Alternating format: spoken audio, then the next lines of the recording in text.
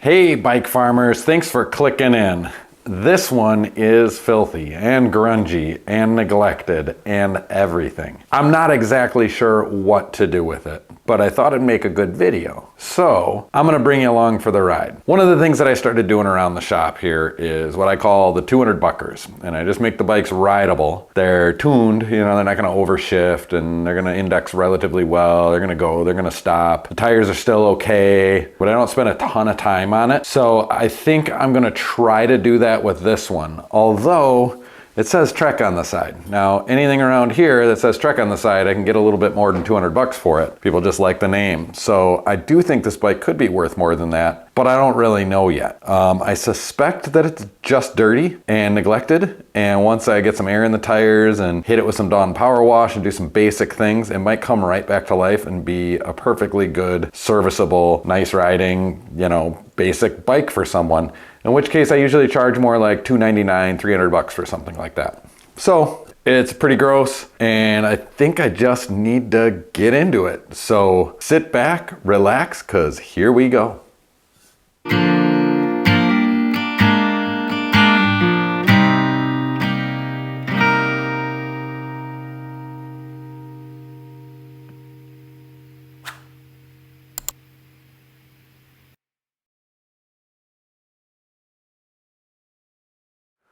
Oh, you know what? If I was any kind of decent human being, I'd leave this on here, but I'm not. I'm an awful, awful man. So it's the first thing to go. And these bottle screws are totally rusty. So I think what I'm gonna do is try to hit them with the wire brush quick, or the wire wheel, see if they come back to life. Because the other ones aren't totally rusted out yet. Hot pink water bottle cage. Gone. And I guess while I am at the wire wheel, I'm gonna hit these screws too. Ooh, it's hard to get purchase on this one.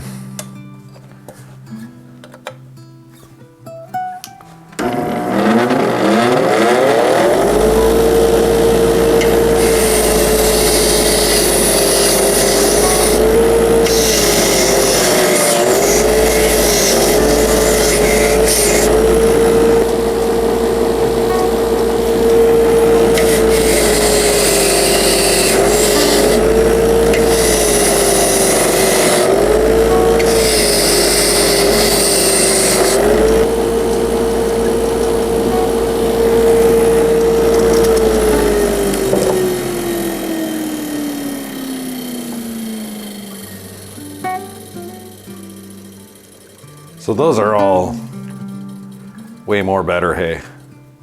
So I'm gonna drop a little bit of tri-flow in on the threads. I'm doing the ones in the seat tube too.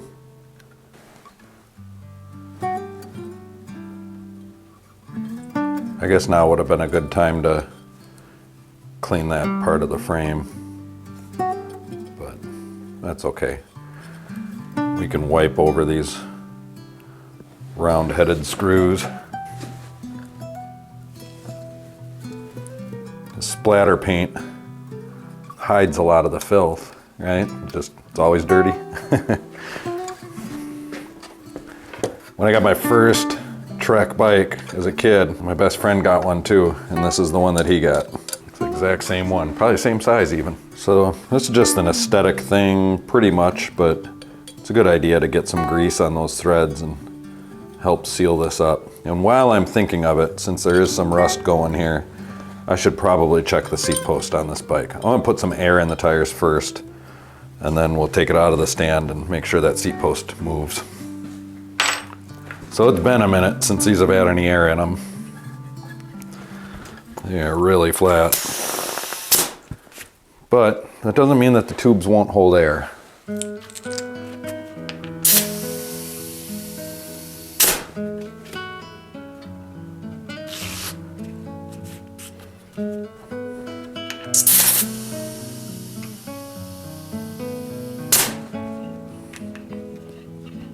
Probably way too much air for these tires. Should let a little out.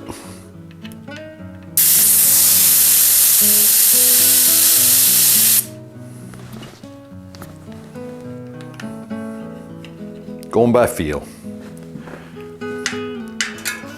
Go left-handed. Hopefully you don't blow the tire off the rim. Don't want to cause any accidental urination.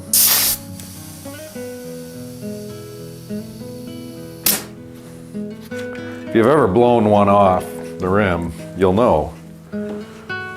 Shortly thereafter, a little bit of pee might come out.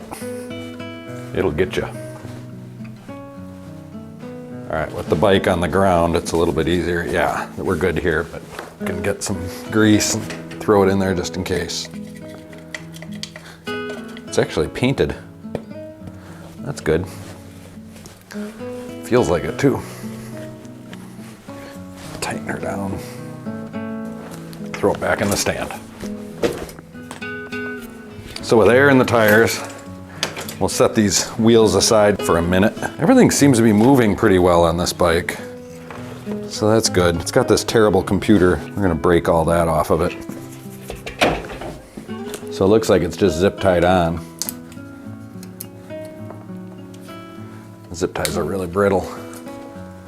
And this bracket, see if we can, it's coming, come on, yay! Okay, so these shifters are not working, and they're super not working. So I'm hitting it. This is the strong stuff, degreaser. You can use brake cleaner, like from the hardware store or the auto parts store. And we may end up having to do some surgery on these. But for now,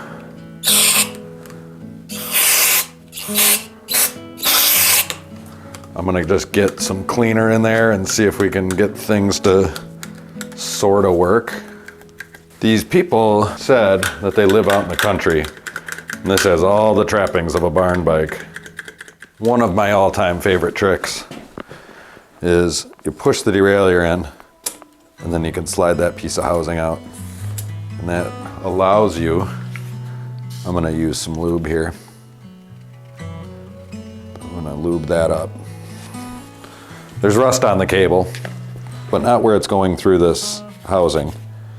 You know, the barn was dry, but dusty. But anyway, you can just lube the cable that way. You can see down here where the cable's shiny here, and then rusty on both sides. The shiny part's where it's going through the cable guide underneath the bike. So that's what matters. This is basically just surface rust on the cable. But if you take a little bit of tri-flow and some steel wool, you can clean it up pretty good. It's still discolored, but you know, the issues are at bay. I'm gonna take some Dawn Power Wash and then this brush and just kinda do that to it. And that's approximately 432 times better than it was. And in bike farmer land, we call that way more better hay. Ooh, there now. And this is my semi-clean, dirty rag that I started with this morning. It was actually a clean rag that I had used for a painting project, and it's got a whole bunch of good stuff on it already today. Tri-flow and power wash and Behold furniture polish, all mixed in, right? It's a nice tack cloth. You can see what it did with this pedal. Just really, I didn't have to spray anything. It just does it on its own. Get it through the cracks there. Spray a little down in there. Then you take this rag, you wrap it around and down, and give it that action. And that cleans that whole bottom bracket area with that rag all damp and moist. Spend some time flossing your nether regions.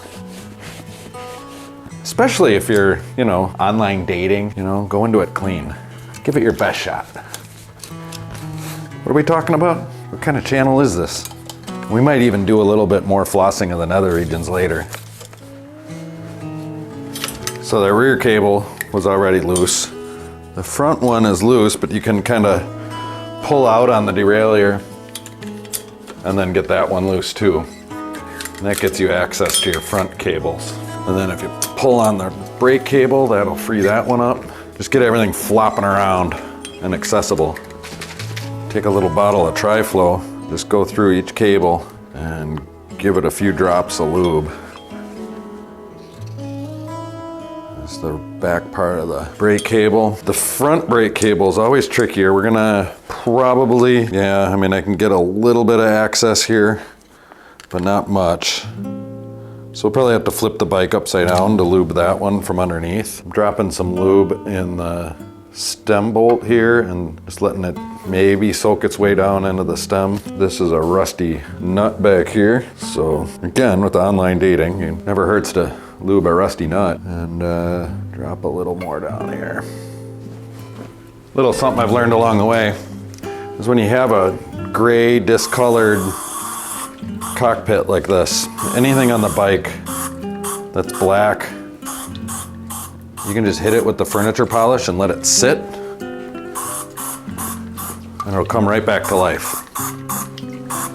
So I think it's time to spray this whole frame down with Dawn Power Wash and give it a good scrubbing. Here we go.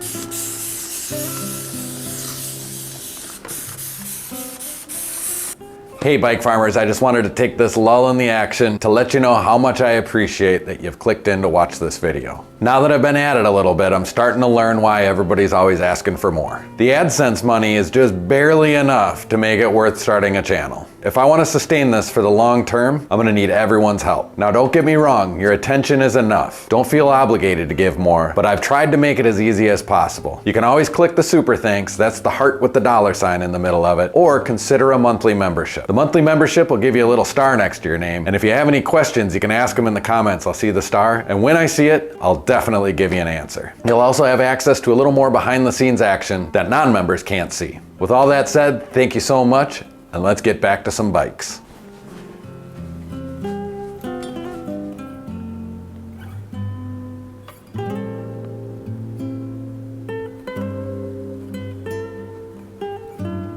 So it's way more better hay.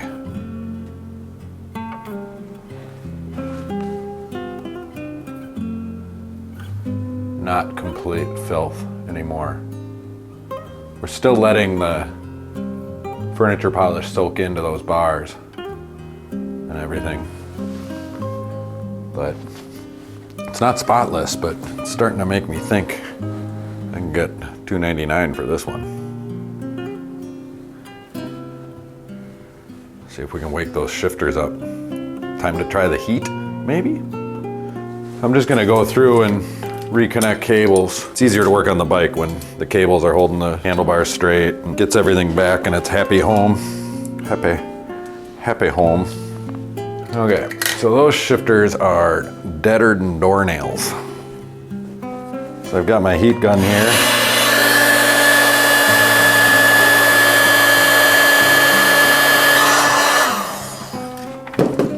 See if that wakes anything up. Oh yeah, there it is. We're clicking. That's a good sign. So we'll work through it a few times here. Okay, it's slow. There's a pawl in there. It's a little, I don't know, springy grabby dealy. They're called pawls. The springs are really fine. And that old grease gets hard, and then the springs don't work and the pawls don't grab, and so nothing clicks. But with a little bit of chemical heat, sometimes you can wake them back up. Yeah, see, now that it cooled down, it's not working.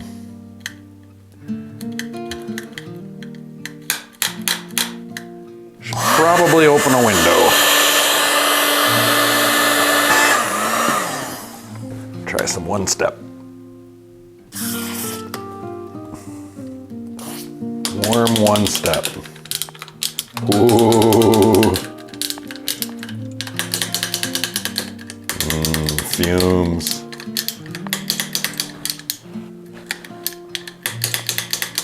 Okay.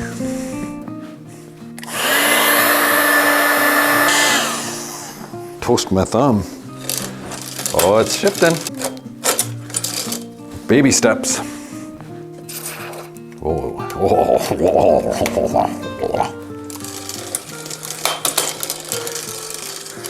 See if the rear one works still.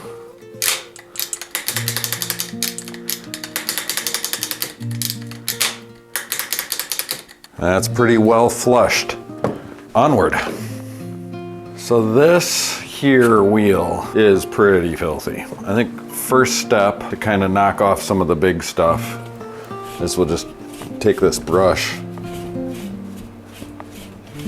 Should probably be doing this outside with this bike, but what's the sense in keeping things clean? Got nothing but time to clean. And again, this rag has like a tack cloth basically at this point. I can get that in there, just kind of knock off the big stuff. It's actually shining right up. So let's just go ahead and start hitting it. I'm gonna hit everything with Dawn Power Wash. Pretty heavy dose of it.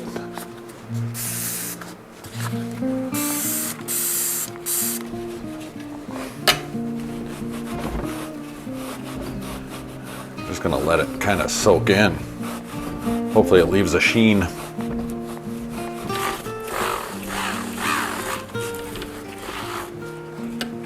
It's easier for me to clean the hub on this side, so I'm gonna flip it around.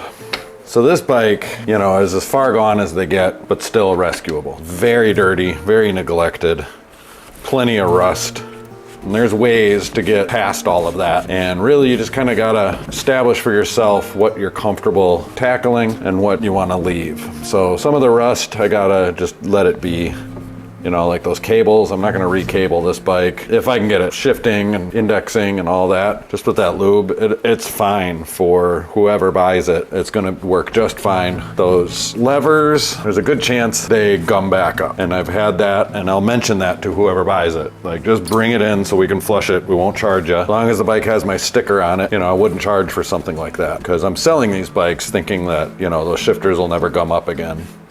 You know, I mean, if they keep it for 15 years and park it in a barn and bring it to me, I'm not gonna cover it then, but you know, if they come back in a few months or even next summer after it sits for the winter, you know, I'm gonna take care of that. You know, I'm not selling these at garage sale prices. I'm buying them at garage sale prices in terrible condition. I gave $100 trade on this bike towards another one, and that's as much as I would ever give on a bike like this. But they also had another one tuned up. If they like biking, there's a really good chance they'll come back and even buy e-bikes or something from me. They just wanted to get a couple of bikes to go out on the trail, you know, recently retired, that sort of thing. So that's why I was able to give this much or that much for this bike. Otherwise I'd have been 50 bucks, you know, because this is gonna be a 2-hour project. That's as much time as I'd ever want to spend on a bike. But the tires are holding air and cleaning up pretty well. And the brakes are moving and the shifters are working. You notice I got a couple of rags going now. I found a drier, cleaner one that I use to kind of wipe up the residue and basically dry it so it stays shiny.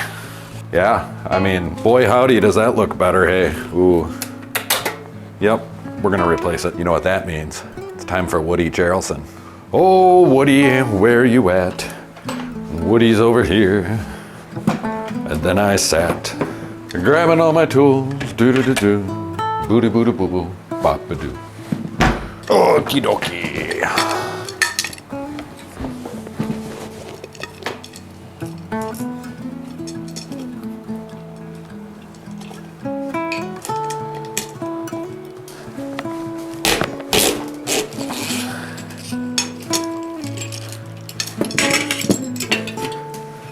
So a lot of people just remove these and throw them away and move on with life. Not me. I replace them. I have my reasons. I've had enough parents come in with bikes that their kids ride and then throw to the ground and then click them into gear and do all kinds of crazy shit and then stomp on them and throw that chain right into the spokes because everything was bent and wrong and mistreated. You know, if it's your bike and you have a high bike IQ and are comfortable knowing what gear it's in when you take off and know when your hanger's bent, you don't really need one. Like on my personal bikes, I don't put spoke protectors on. But when you do what I do and guarantee your work, you don't want them coming back. you know, because they're going to say, well, you didn't adjust it right. Because that's the argument in the comments, right? Is, well, if you adjust your limit screws properly, you don't need one. And, you know, you can adjust your limit screws properly and then accidentally bump your derailleur when you don't know it and go for a bike ride and destroy your rear wheel too. So for 10 bucks, they don't cost me 10 bucks, but for 10 bucks, that's a nice insurance policy. And I think that looks really nice. Here, we'll do that. Grab this brush.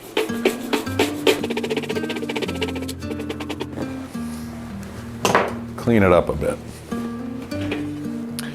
Well, I don't know what time it is where you're at right now when you're watching it. It doesn't really matter. For me, it's lunchtime and I'm starting to feel it. I've got the pangs. I don't know what to have for lunch. I've wondered for a while why the Costco's, at least around here, haven't had refried beans. And then yesterday I was at Costco and they had refried beans. So I got the new Costco refried beans. And I gotta say, they don't spread real nice on the tortilla to make a quesadilla.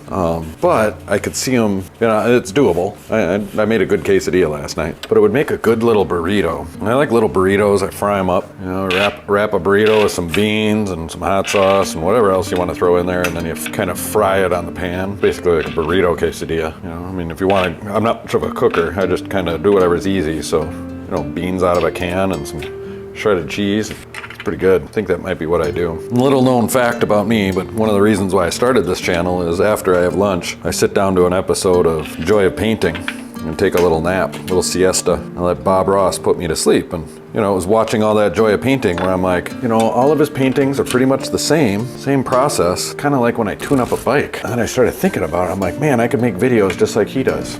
But he's the master. I'm not really comparing myself to him.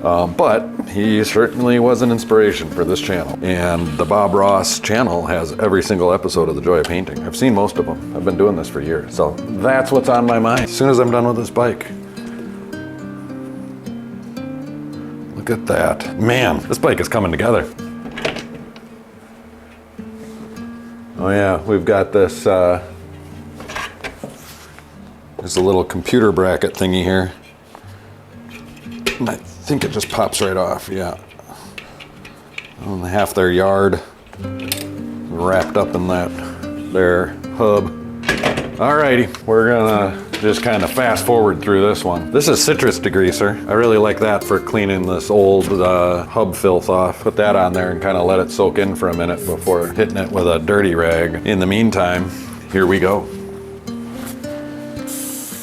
Hey bike farmers, a quick note. If you're looking to get serious about fixing bikes at home, look no further than the Park Tool AK5 toolkit. I have an affiliate link in the description. This kit provides all the basic tools you'll need to tune up just about any of the bikes that you see on this channel.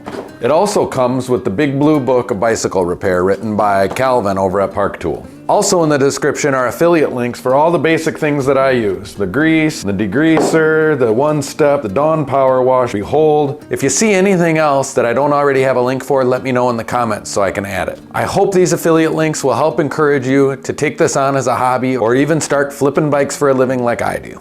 I think I just finished up this wheel.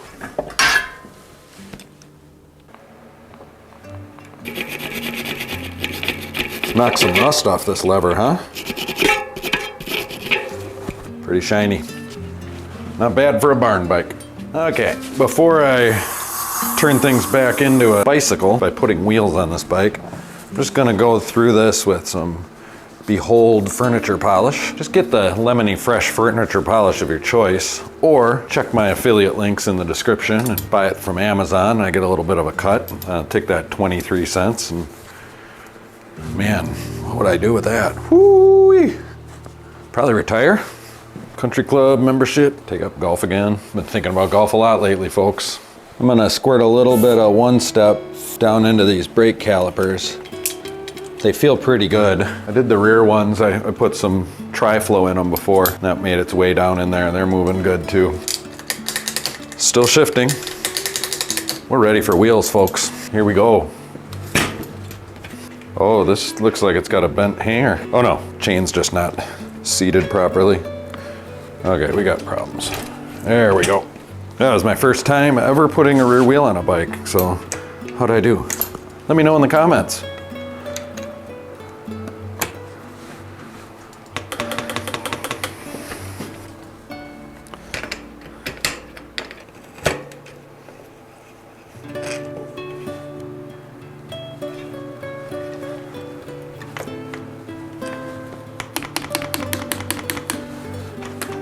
Yeah, this bike's coming back to life. This ain't half bad. 200 bucker my ass. I'm willing to bet that with just a tiny bit of one step, that was a lot. That was great. With just a tiny bit of one step on this here chain, it was actually a pretty grungy chain, but this is kind of how I clean them. Squirt them with one step and or tri-flow. Depends on the state of the chain. But then I wipe one way and then the other. Sometimes I'll let it sit for a while. But I was gonna say, with just a little bit of lube, this thing's gonna shift amazingly well. As good as new. Way more better, hey. Hard to beat these old 3x7 speed drivetrains. They're so easy to set up. The 8s are really easy. 9s can cause a little more issue. 10s are pretty much terrible, and 11 is pretty easy. But I don't do much 11 speed stuff. Hasn't trickled down to my level yet.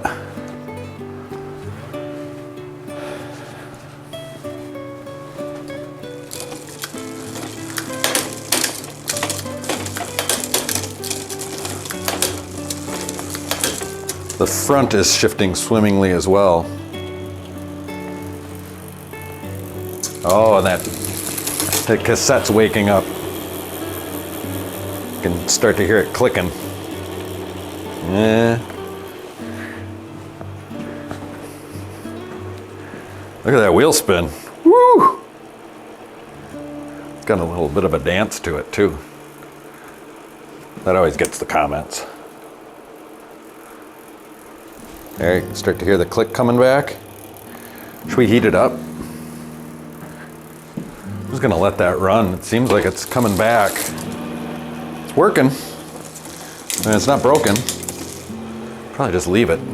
You know, sometimes you start heating things up and spraying them with lube, you uncover some problem that wasn't a problem until you made it one. Be careful what you ask for. There. Now we got a good click.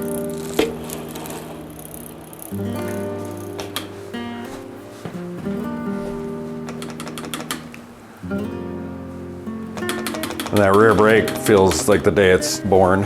And drop a little bit of lube on the hanger dealy bobba here. This thing. The front brake, you're just gonna have to trust me, but it feels just as good as the rear. Not a problem.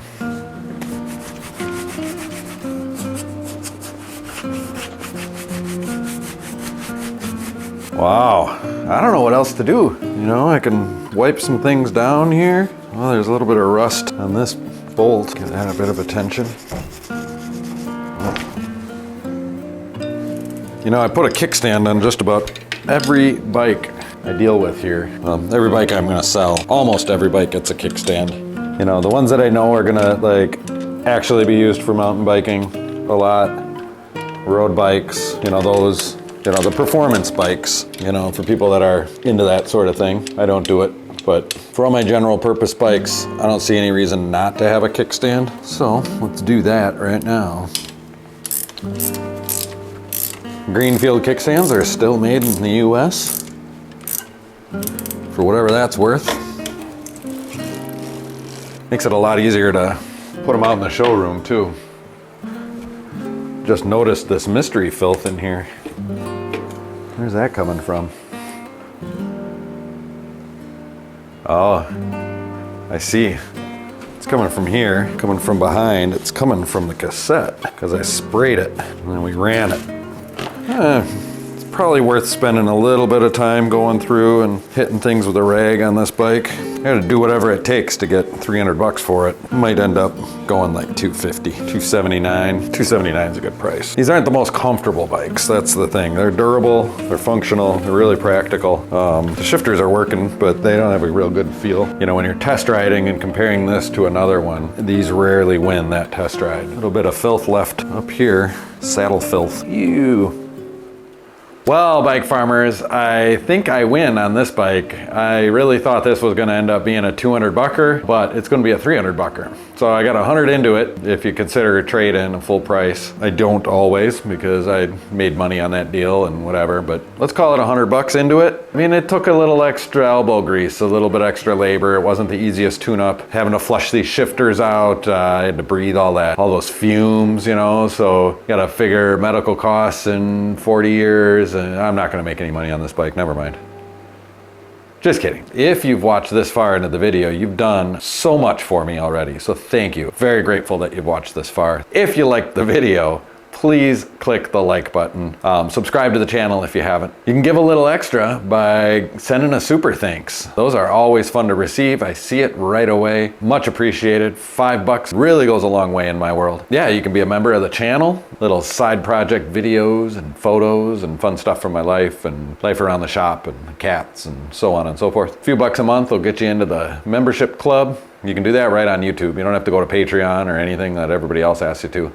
YouTube does their own thing now. It's super simple. And yeah, what else? Oh yeah, don't forget to click the notification bell so you and your bike can stay tuned.